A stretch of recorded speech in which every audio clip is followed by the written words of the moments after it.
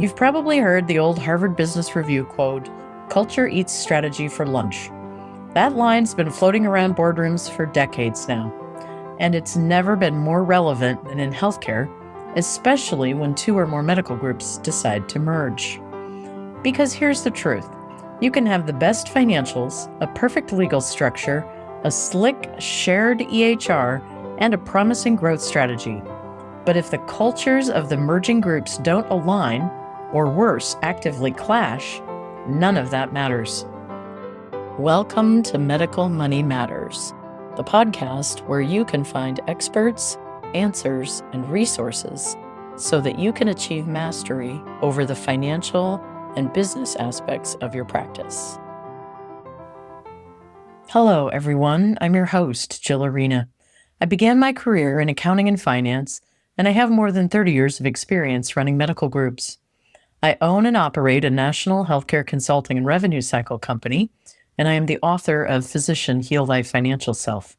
In 2020, I co-founded the Physician Leadership Project, and my passion is to increase financial and business literacy for physicians.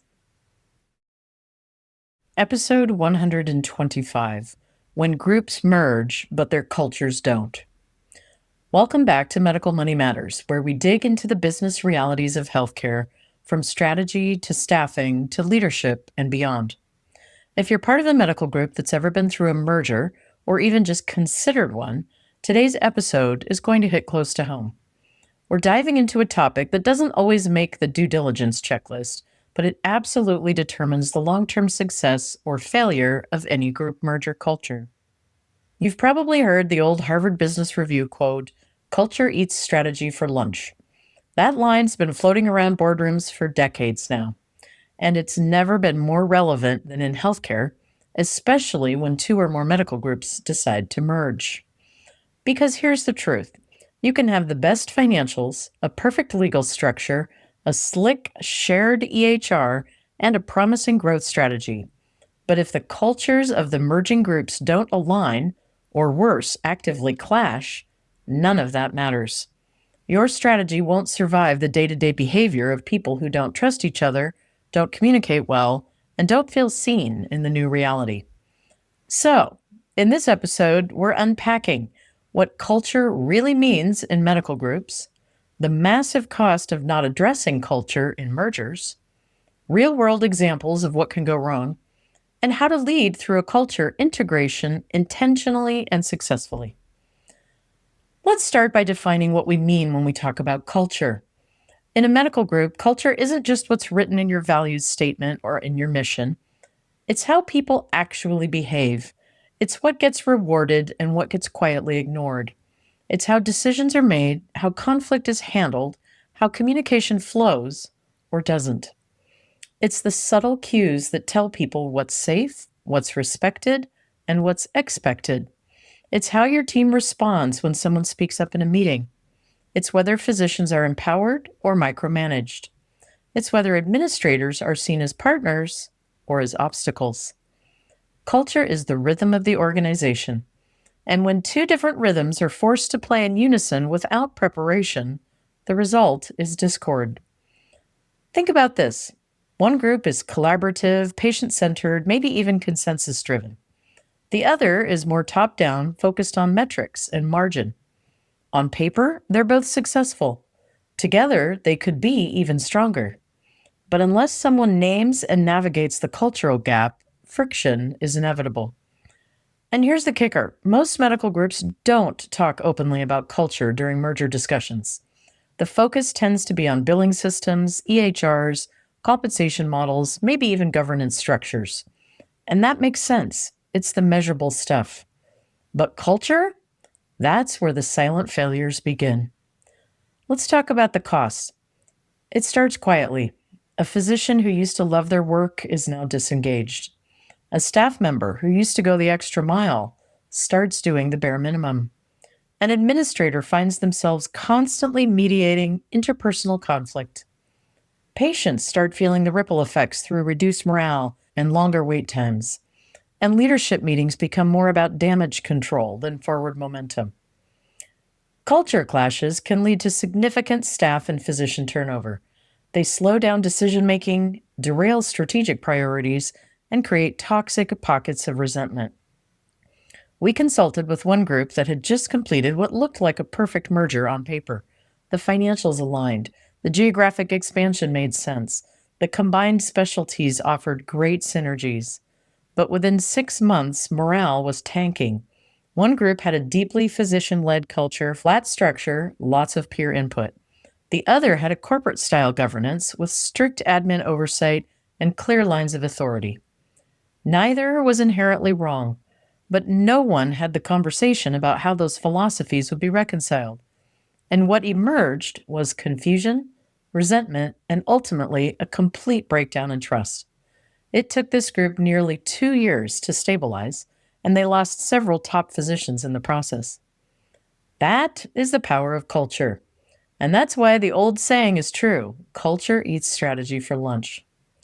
Let's talk a bit more about that quote, because it's not just a catchy phrase, it's a strategic warning. Strategy is about plans, projections, and positioning. But execution? That lives in the hands of the people. And people don't follow strategy, they follow culture. If the culture doesn't support the behaviors your strategy requires, the strategy dies. You can have a beautifully crafted integration plan with clear timelines and KPIs.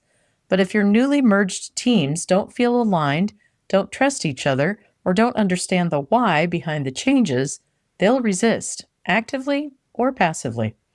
We see this a lot with technology integration. We worked with a group that tried to roll out a shared EHR after a merger. On the surface, it was a smart move, operationally sound, but culturally, disaster. One group was used to customizing everything. The other followed strict protocols. The clash over charting norms, autonomy, and workflow became so intense that they paused the rollout halfway through, costing hundreds of thousands of dollars and months of productivity. And it wasn't a tech failure, it was a culture failure. So how do you avoid that? You're listening to Medical Money Matters, a weekly podcast brought to you by Healthy Practices, a healthcare consulting and revenue cycle company dedicated to keeping our clients independent. Please reach out if we can do anything at all to support your practice. You can find more information online at healtheps.com. That's www.healtheps.com. Please follow or subscribe to get all future episodes downloaded as soon as they're released. It starts with diagnosis, before the merger if possible, but definitely right after. You need to assess each group's culture, not just in terms of values, but in terms of behaviors and systems. How do people communicate?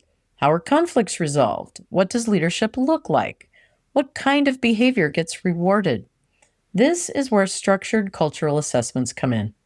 At Healthy Practices, we often use a combination of leadership interviews, staff surveys, focus groups, and even observational tools to map out the real-world culture, not just what's stated, but what's actually lived. Once you've identified the differences, you can't just hope they'll resolve on their own. They won't.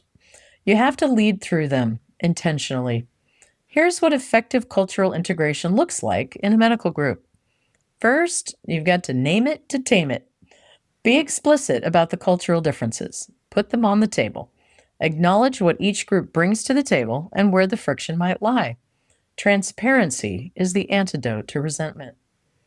Then, create shared language. Establish the values and behaviors you want in the new organization, not just a patchwork of the old. Maybe you blend aspects from both cultures, or maybe you decide to create a completely new standard. But it has to be intentional. Next, build trust through early wins. Pick a few cross-group projects that are likely to succeed and use them to build positive momentum. People need to feel the benefits of the merger, not just hear about them. Then, reset the norms. You're not just merging policies, you're merging identities. That requires symbolic actions and clear expectations. Rethink how meetings are run, how decisions are made, who gets a voice, and when. These are the places where old habits linger. Also, don't underestimate the power of rituals and recognition. Celebrate joint accomplishments. Publicly highlight examples of the new culture in action. Culture shifts when people see their new identity reflected in day-to-day experiences. One of the best integrations we've seen happened when a group created what they called a culture compact, a simple document that outlined how they agree to behave with each other post-merger. It wasn't legalese, it was behavioral. Things like, we don't talk about each other, we talk to each other. Or, we assume good intentions even in disagreement. It sounds simple, but that compact became a guiding light for decision-making, conflict resolution, and team development. All of this takes leadership. And not just positional leadership, real cultural leadership. That means modeling vulnerability. If you're part of the legacy leadership team, you've got to be willing to let go of some how we've always done it mindsets. You have to be open to learning from the other group. And you have to demonstrate that change starts with you. Consistency matters too. Don't say one thing and do another. You have to walk the talk. If you claim to value collaboration, but all decisions are made behind closed doors, the message is clear and the culture reverts. You also need fairness.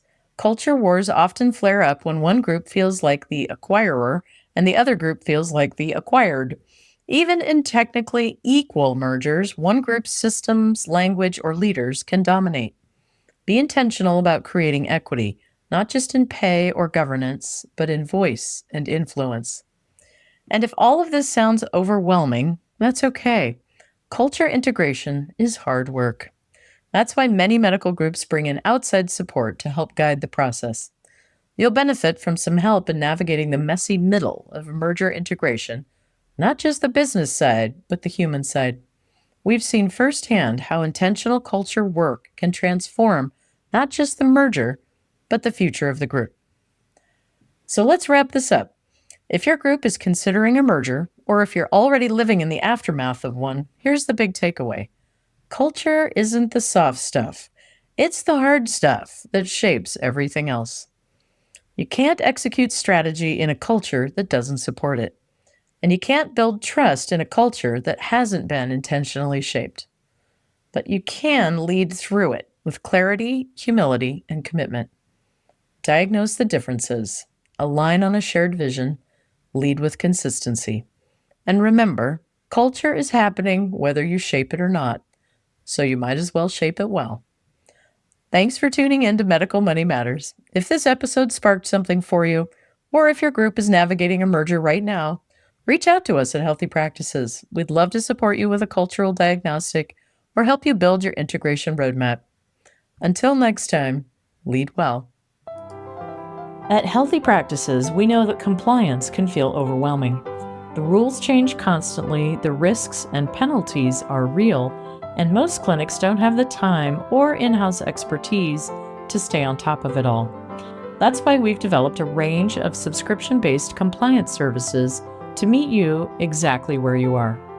First, there's our compliance DIY model. This is perfect for practices that want to stay compliant but just need the right tools and guidance to do it on their own schedule. Next, we offer our Compliance Learning Collaborative. This is a great fit for teams that want to grow their internal knowledge while staying current with evolving regulations. And for practices that want dedicated leadership without the cost of a full-time hire, we offer fractional compliance officer services.